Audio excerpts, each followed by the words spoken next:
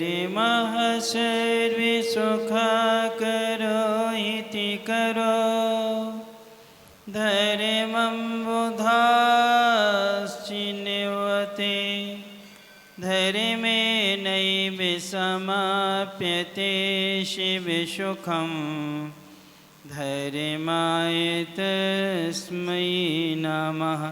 धैर्यमः नास्ति परः हृदि भवभृतां धैर्यमस्य मूलं दया धैर्यमे चित्तमहं दधे प्रतिदिनं हे धैर्य मां पालय हे धैर्य मां पालय हे धैर्य मां पालय। अनंत अनंत सद परमिष्टि भगवंतों की जय। देवाहि देव 1008 मूल्य श्री शंभवनाथ भगवान की जय। देवाहि देव 1008 श्री मुनीश्वरनाथ भगवान की जय। परमे पूज्य संत श्रोमणी आचार्य भगवान गुरुवर श्री विद्यासागर जी महाराज जी की जय। परमे पूज्य जैसे श्रेष्ठ आचार्य नवाचार्य श्री समय सागर जी महाराज जी की जय। परमे पूज्य मुनिवर 108 श्री अजित सागर जी महाराज जी की जय। पूज्य मुनि श्री निराग सागर जी महाराज जी की जय।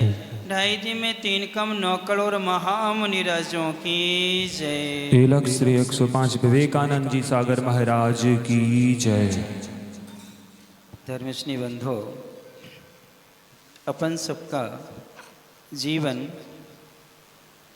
आवेग में निकलता है। आवेग तो जानते होंगे क्या कहलाता है। आवेग का अर्थ हुआ करता है उत्तेजना, गति, यानी जिसमें सबसे ज़्यादा क्या है दौड़ा जाता है। आवेग में अंग्रेजी में यदि कहा जाए तो एक राइटर ने लिखा है कि वर्तमान में 3 चीज़ें बहुत ज़्यादा फास्ट हैं आवेग में। सबसे पहले लाइफ बहुत फास्ट है। लाइफ क्या है? बहुत फास्ट है। फिर इसके बाद में आपकी वाइफ भी बहुत क्या है? फास्ट है। यानी कि ये दोनों चीज़ें क्या हैं? फास्ट हैं। फिर तीसरा उन्होंने दिया है लाइक और ज़्यादा फास्ट है। कौन सी? यानी कोई वस्तु हमें दिखी नहीं और हमें क्या कहिए वो चाहिए। यानी कि हम तीनों चीज़ों में सबसे आगे बढ़े हुए हैं। तो ये आवेग है और आवेग से कभी भी शांति नहीं मिलती है। आवेग में कोई भी गाड़ी हो कभी कंट्रोल नहीं हो पाती है। इमरजेंसी ब्रेक भी लगा हुआ है तो नियम से एक्सीडेंट होता है। क्यों? गाड़ी किस में है? आवेग में होती, तीव्र स्पीड में होती है। क्योंकि जब ब्रेक लगाना होता है तो पहले उसकी गति क्या करना पड़ती है? कम करना पड़ती है। तब कहीं वह क्या होती है? कंट्रोल हुआ करती है। इसलिए आचार्य महाराज ने, गुरुवर ने प्रवचन प्रमेय आचार्य जी की पुस्तक है, उसमें उन्होंने एक बहुत अच्छी बात दी है कि आज के मनुष्य ने हर चीज़ पर ब्रेक लगाया है। किस पर? साइकिल से लेकर के हर वाहन पर क्या है? उसका ब्रेक है। फिर मोबाइल में भी क्या है? ब्रेक है। यानी ऐसी कोई भी उपकरण नहीं है जिसमें क्या ना हो? ब्रेक ना हो। सिर्फ यदि एक चीज़ है तो वो है अपनी लाइफ। अपनी लाइफ में ब्रेक है क्या? है ही बताओ। और बगैर ब्रेक की गाड़ी में बैठना पसंद करेंगे क्या? बहुत अच्छी गाड़ी है, फॉर्च्यून गाड़ी आपके लिए मंगवा देते, नई बिल्कुल बढ़िया, और आपसे कहीं आपको निःशुल्क यात्रा करा रहे हैं। यहाँ से चित्तौड़गढ़ या उदयपुर आपको ले जाते हैं और आज से कोई पैसा नहीं लिया जाएगा। कोई नई गाड़ी आई है, आप तत्काल बैठ जाएंगे और बैठते ही साथ में कहेंगे आपकी यात्रा मंगलमय हो, सावधानी रखना इस गाड़ी में ब्रेक नहीं है। क्या करोगे? इस गाड़ी में क्या नहीं है? ब्रेक नहीं है। तो ब्रेक के बगैर वाली गाड़ी में आप कितनी अच्छी क्यों ना हो, लेकिन आप क्या नहीं करोगे? उसमें आपको क्या है? कहीं भी खतरा हो सकता है। अब आपकी लाइफ इतनी अच्छी है इतने पुण्य के उदय से मनुष्य पर्याय हमें मिली है, इस पर्याय को पाने के लिए देव लोग भी क्या करते हैं, तरसते हैं। कौन? देव भी तरसते हैं। सौधर्मेंद्र पंच कल्याणक में पालकी उठाने के लिए कितना निवेदन करता है, यहाँ तक कि वो कहता हमारा सौधर्म स्वर्ग का पूरा राज्य ले लो, सब कुछ ले लो, लेकिन मुझे क्या दे दो। तो मानव पर्याय का कभी ट्रांसफर नहीं होता है।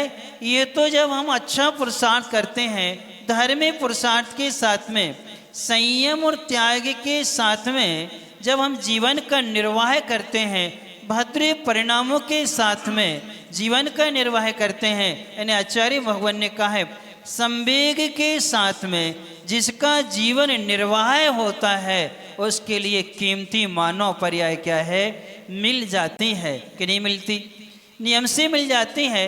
अपन देखें पूर्व में अपन ने कोई ना कोई अच्छा कार्य किया है, अल्प आरंभ और अल्प परिग्रह, संतोष जीवन जिया है, तभी तो उन्होंने तत्वार्थ सूत्र में लिखा है अल्पारंभ परिग्रहत्वम मानुषस्य आयुषः, यानी अल्पारंभ यानी कम से कम आरंभ करना, जितने में हमारा और हमारे परिवार का काम चल जाए, और परिग्रह भी उतना ही रखना जितना हमें आवश्यक है, अनावश्यक का हमें त्याग कर देना, आसक्ति को छोड़ देना। इतना करते हुए जीवन को जब जीते हैं तब कहीं क्या मिलती है, पर्याय हमें मिला करती है। तो पूर्व में हमने ये कार्य किया था अल्पारंभ और अल्प परिग्रह के साथ में, यानी संवेग के साथ में हमने जीवन निर्वाह किया है, और निर्माण करते हुए हमने पुण्य के उदय से उच्च कुल पाया। कौन सा कुल पाया? उच्च कुल पाया। मानव पर्याय में निम्न कुल भी नहीं पाया, उच्च कुल पाया, और ऐसा कुल पाया कि आप स्वयं परमात्मा बन सकते हैं, यानी मुनि बन सकते हैं। आप में इतनी क्या मिली है, योग्यता मिली है। यदि मानव पर कोई निम्न कुलों में जन्म हो जाता, कहीं विधर्मियों में अपना जन्म हो जाता, कहीं मलेच्छ खंडों में जन्म हो जाता, कहीं विदेशों में जन्म हो जाता, खाड़ी देश आदि में जन्म हो जाता, या अमेरिका जैसे देशों में जन्म हो जाता, तो क्या हम मुनि महाराज मिलती क्या आपको? कई संयम की चर्चा सुनने को मिलती क्या? अर्थात दूर दूर तक जिनबे में नहीं मिलते हैं। यानी यहाँ देखा जाए अमेरिका में मत 5 महानगरों में ही क्या है, जिनालय हैं, वो भी अभी बने हुए हैं, इसके पहले वो भी नहीं। तो यहाँ के जो लोग पहुँचे हैं वो श्री जी को ले गए हैं, लेकिन वहाँ जिनालय नहीं है। और जो ईरान इराक आदि हैं, ये कुवैत यानी खाड़ी देश जो कहे जाते हैं, जहाँ मुस्लिम कंट्री यानी मलेच्छ देश, वहाँ जन्म हो जाता तो पैसा तो बहुत है, यानी धन वैभव सब कुछ है, लेकिन वह संयम और धर्म बिल्कुल नहीं है। तो हमने पूर्व में अच्छे कार्य किए थे, संवेग के साथ में जीवन जिया था। इसलिए आचार्य महाराज ने कहा है आवेग से संवेग की ओर यदि आना है तो हमें 3 चीज़ों का अवलंबन लेना है। सबसे पहले उन्होंने कहा सत्संगति, बगैर सत्संगति के संवेग आता नहीं है। दूसरा उन्होंने दिया है स्वाध्याय, स्वाध्याय से भी क्या आता है, संवेग आता है। और तीसरा है संयम। तीसरा क्या है, संयम। सत्संगति है, स्वाध्याय है, संयम है। इन 3 चीज़ों से हमारे तीनों आवेग क्या हो जाते, कंट्रोल होते हैं। मानसिक आवेग भी, वाचनिक आवेग भी और कायिक आवेग भी। यानी मानसिक हिंसा से, वाचनिक हिंसा से, कायिक हिंसा से, मानसिक असंयम से, वाचनिक असंयम से और कायिक असंयम से, तीनों असंयम से, तीनों पापों से यदि हमें बचना है तो किस में आ जाओ, सत्संगति में आ जाओ। और जितना समय संगति में निकलेगा उतने समय तक आप में संवेग बना रहेगा। यानी आपसे उदाहरण में, आप हम लोगों के पास आते हैं, जब तक आप हम लोगों के पास बैठे रहते हैं तब तक 5 पापों में से कौन सा पाप याद आता आपको बताओ? आता है क्या? हिंसा करने के भाव होते हैं क्या? झूठ बोलने के, चोरी करने के, कुशील के या धन संचय के भाव होते हैं क्या? फिर इसके बाद में आपके लिए क्या खाने पीने के भाव आते हैं क्या? जब तक यहाँ रहते हैं अब हम सब कुछ भूल जाते हैं। ये किसका प्रभाव है? किसका प्रभाव है?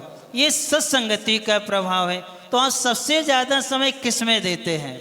सत्संगति में देते हैं कि जो पंच इंद्रिय के विषयों में लिप्त हैं, 5 पापों में जो लिप्त हैं, या फिर जो सप्त व्यसनों में लिप्त हैं, उनसे सबसे ज़्यादा आपका क्या है?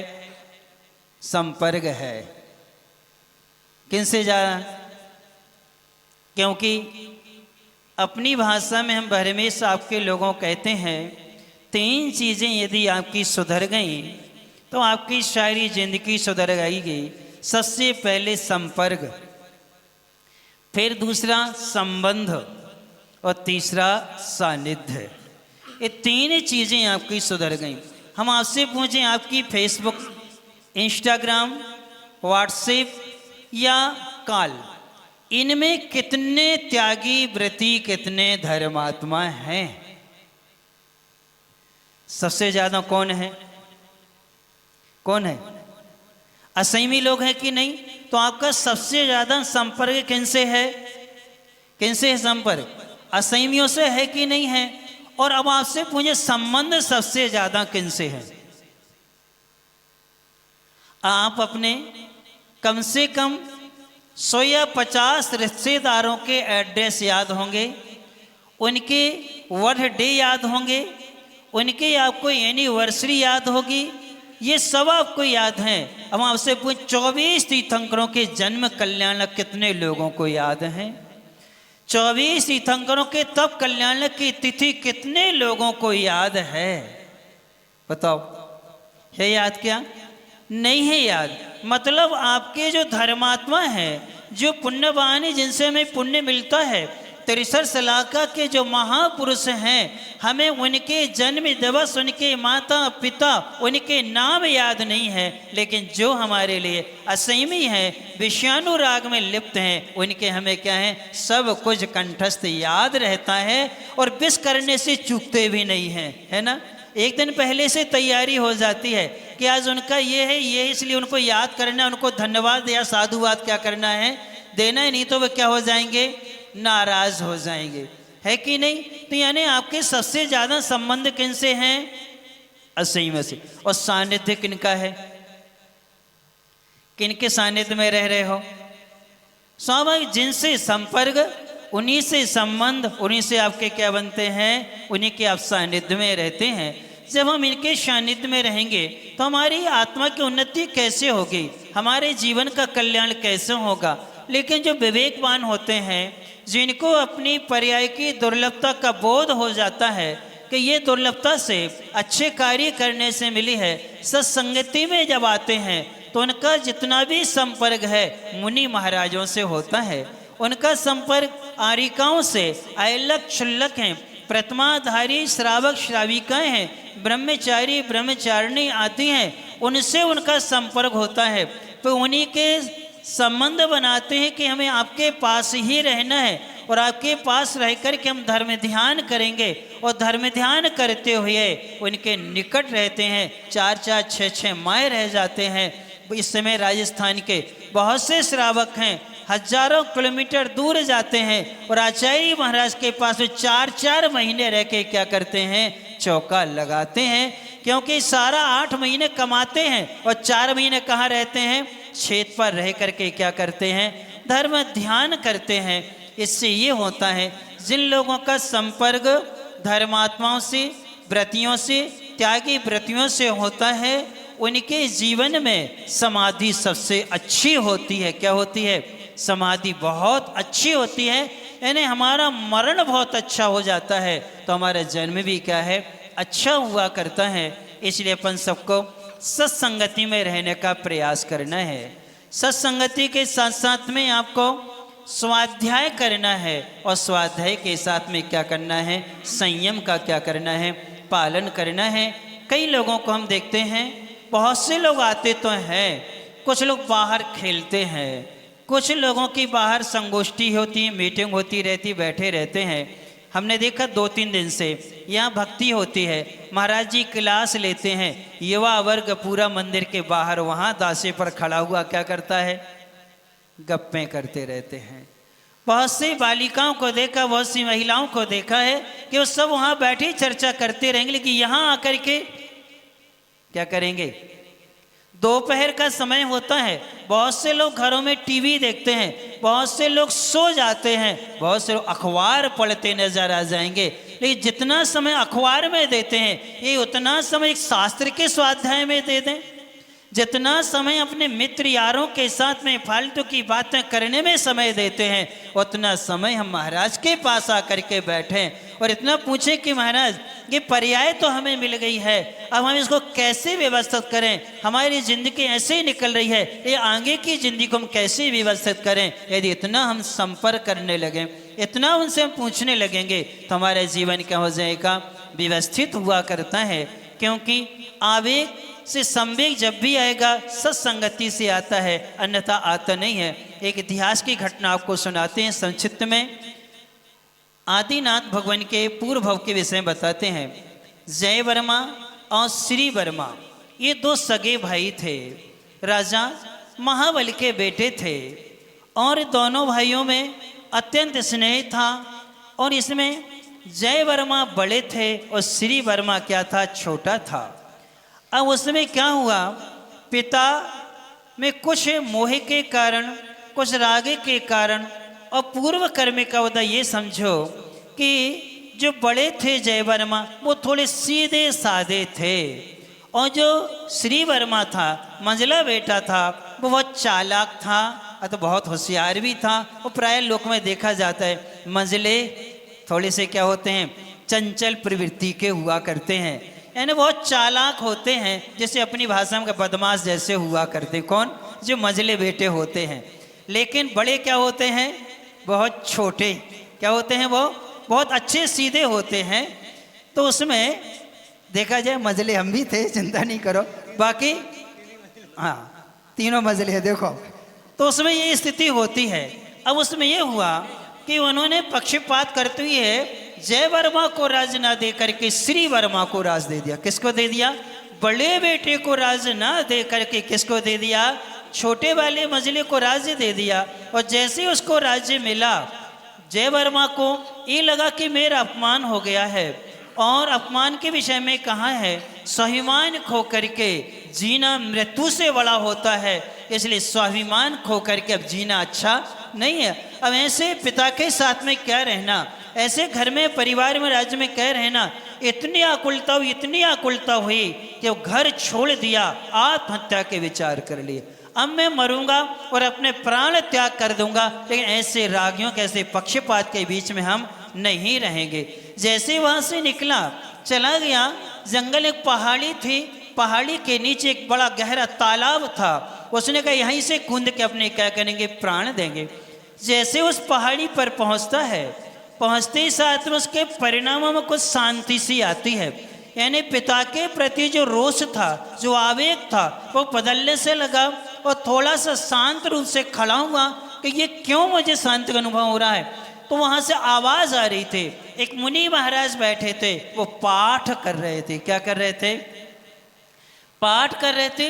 पाठ में यानी वही स्तोत्र का उच्चारण कर रहे थे। और जैसे उसको सुना, इतनी सुंदर मधुर आवाज़ कहाँ से आ रही है, ऐसे ही सुनते हुए ऐसी मधुर आवाज़ के साथ में वो आगे बढ़ने लगा।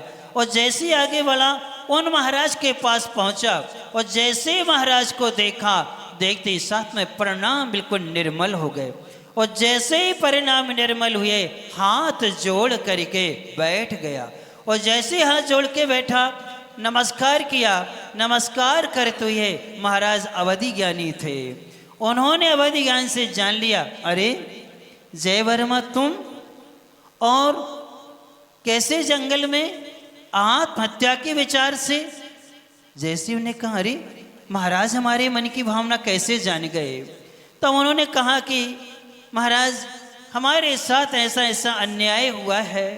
जैसे अन्याय हुआ की बात कही, तो महाराज ने मुस्कुराते हुए उसके सिर पर हाथ रखते हुए कहा, अरे वत्स तुम्हारे साथ अन्याय नहीं हुआ, तुम्हारे साथ तो बहुत बड़ा न्याय हुआ है। देख तुम्हारे पिता ने तेरे प्रति कितना बड़ा उपकार किया है कि देखो छोटे बेटे को राज्य में उलझा दिया, उसको राज्य दे दिया, और तुम्हें राज्य से क्या कर लिया, बचा लिया। तुझमें तो इतनी शक्ति है, इतनी सामर्थ्य है, तो 3 लोक का राजा बन सकता है, 3 लोक का नाथ बन सकता है। तो सारे लोगों को अपने चरणों में झुका सकता है, तो उसमें क्या इतनी बड़ी योग्यता है।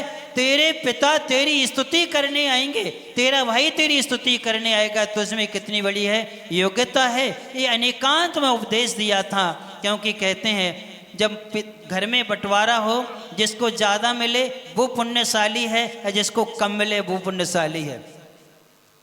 तत्वार्षु जिनने पढ़ा होगा उनको मालूम है, बहु आरंभ बहु परिग्रह नारकस्य आयु से। बहुत आरंभ बहुत परिग्रह नरक आयु का करें, जिसको मिला वो कहाँ जाएगा। अल्पारंभ अल्प परिग्रह, जिसको कम मिला है वो कहाँ जाएगा। मनुष्य आयु को पुण्यशाली कौन है, कौन है। कम मिलने वाला पुण्यशाली है, और ज्यादा मिलने का पुण्य तो है, लेकिन उसका फल क्या है, अशुभ है। इसलिए कम वाले को जैसे महाराज ने समझाया, समझाते साथ में परिणाम बदल गए और अच्छा उपदेश दिया। उपदेश पा करके उसने तत्काल मुनि दीक्षा ले ली। किनसे, उन्हीं मुनि महाराज से मुनि दीक्षा ले ले। मुनि दीक्षा लेकर के वो तप करने बैठ गए। कौन, जय ब्रह्मा। तब क्या, राजा को सुबह खोज कराई पिताजी ने, पुत्र नहीं मिला, सभी जगह सबको दौड़ाया, और दौड़ाते दौड़ाते 4 दिन बाद मालूम चला कि वो तो वन में मुनि अवस्था में क्या हैं, तप कर रहे हैं। पूरा परिवार, राजा महाराजा और छोटा बेटा जो राजा में, सब पहुंच गए।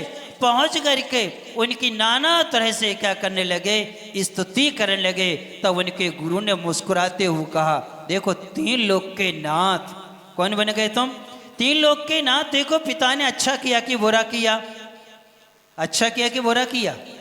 सोच लो आप लोग भी, आपके घर में जब बंटवारा हुए और ऐसा होने लगे तो क्या करना तुम लोग, आत्महत्या की नहीं सोचना, कहाँ आ जाना, महाराज के पास आ जाना। तुम्हारा जीवन क्या हो जाएगा, सुधर जाएगा, संभल जाएगा। आवेग से संवेग में सत्संगति कितनी कारी बनी कि उस जीव का ऐसे संस्कार पड़े, वो मुनि बन गए, तप किया, तप करके स्वर्ग गए, वहाँ से आते हैं और आखिरी में आकर के यही जय वर्मा का जीव तीर्थंकर आदिनाथ बनता है। कौन बनते हैं, तीर्थंकर आदिनाथ बनते हैं। युग की शुरुआत करते हैं, धर्म को यहाँ से क्या करते हैं, रत्नत्रय मुनि परंपरा का यहाँ से निर्वाह होता है, और श्रवणी काल के पहले तीर्थंकर बनते हैं। ये सत्संगति का क्या है, प्रभाव है। इसलिए अपन सबको ये चातुर्मास जो मिला है, आवेग से संवेग की ओर आने के लिए हम आवेग को छोड़ें और संवेग से सत्संगति में ज़्यादा से ज़्यादा समय व्यतीत करें, स्वाध्याय में ज़्यादा से ज़्यादा समय व्यतीत करें, और संयम को लेकर के स्वीकार करें। ज़्यादा समय के लिए नहीं कह रहे हैं, सिर्फ दीपावली तक के लिए आप अपने नियम ले लो कि दीपावली तक के लिए हमारे 7 व्यसनों का क्या है,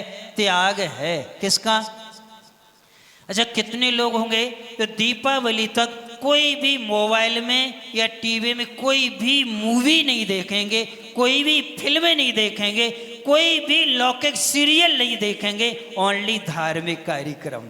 कौन से, सिर्फ धार्मिक कार्यक्रम। पारस चैनल या जिनवाणी चैनल या अरहन चैनल या क्षमाश्री चैनल, यानी जैन जितने भी हैं, इनके अलावा हम कोई भी असमियों के द्वारा निर्मित कोई भी हम क्या नहीं करेंगे, मूवी नहीं देख। 4 महीने के लिए, सिर्फ कितने के लिए, 4 महीने के लिए। अरे हम ये नियम लेते हैं, मानसिक हिंसा से बच जाओगे, वासनिक और कायिक तीनों प्रकार की हिंसा से क्या हमारे बच जाएंगे। तीनों प्रकार के संयम का पालन होता है। सबसे ज़्यादा मन बिगड़ता है एडवर्टाइज देखने से और मूवी और सीरियल आदि देखने से। अपनी तीनों चीज़ें क्या हैं, बिगड़ती हैं। हम ये नियम ले सकते हैं, 4 महीने का ब्रह्मचर्य व्रत धारण कर सकते हैं। 4 महीने के लिए होटल आदि में अभक्ष्य वस्तुओं का त्याग कर सकते हैं। 4 महीने कुएं के पानी का नियम ले सकते, कुएं का पानी या वारिस का पानी पिएंगे, उसी का भोजन, बना हुआ भोजन लेंगे, ये हम कर सकते हैं। 4 महीने के लिए हम अपने व्यापार को सीमित कर सकते हैं कि चलो अपना व्यापार यहीं करेंगे, बाहर जाने का हम क्या करते हैं, त्याग करते हैं। ये छोटे छोटे जो नियम है 4 महीने के लिए हम रहेंगे कि 4 महीने पेपर पढ़ने का त्याग करते हैं, 4 महीने टीवी में आने वाली न्यूज को देखने का क्या करते हैं, सुनने का त्याग करते हैं, 4 महीने के लिए हम क्या करते हैं, वाहन का भी त्याग करते हैं, अपने नगर में रहेंगे। कोई इमरजेंसी आ गई, किसी निकट के रिश्तेदार की डेथ आदि हो गई है, तो अभी कोई ऐसी परेशानी, कोई घर में बीमार हो गया है, अस्वस्थ बाहर ले जाना है, तो उस समय की छूट रखते हैं, या गुरु महाराज के पास जाना है, दर्शन करने जाना है, से समय का हम क्या करते हैं, त्याग करते हैं। तो ये 4 महीने का संयम आपके लिए 40 क्या आपका मरण अच्छा बना देंगे। आपकी संलेखन बहुत अच्छी होगी, धर्मात्मा निकट होगा, धर्म की चर्चा सुनाएगा। ऐसे अपन सब लोग आवेग से संवेग की ओर आते हुए सत्संगति में, स्वाध्याय में और संयम में अपने प्रवृत्ति करेंगे। जैसे कि आज सुबह से 42वां महाराज का अवतरण दिवस था, निराग सागर जी महाराज का। चूँकि जैन धर्म में अवतरण दिवस अपन कभी मनाते नहीं हैं, लेकिन उन्होंने जन्म लेकर के इस पर्याय को सार्थक किया है। उन्होंने विषय भोगों में न लगा करके उन्होंने अपना जीवन किस में लगाया, किस में लगाया, धर्म में लगाया। मुनि बने हुए उनको 11 वर्ष हो रहे हैं, और इसके साथ साथ में ब्रह्मचारी अवस्था में 6 वर्ष ब्रह्मचारी अवस्था में रहे हैं। तो 11 और 6 कितने हो गए हैं? अब बताओ, 17 वर्ष तो उन्होंने संयम में व्यतीत किए, और घर के इतने अच्छे संस्कार थे कि जन्म से उनके लिए अष्टमूल गुणों की शिक्षा मिली है। पाठशाला में पढ़ा है और पाठशाला में पढ़ाया भी है। माता पिता के इतने अच्छे संस्कार मिले कि आज पिताजी भी मुनि महाराज हैं, यानी इतनी अच्छी उनके क्या हैं, संस्कार मिले हैं। तो ऐसे संस्कारों के साथ में जीवन जीने की प्रेरणा हमें ऐसी ली जाती है। हम आवेग से संवेग की ओर आते हुए अपने जीवन को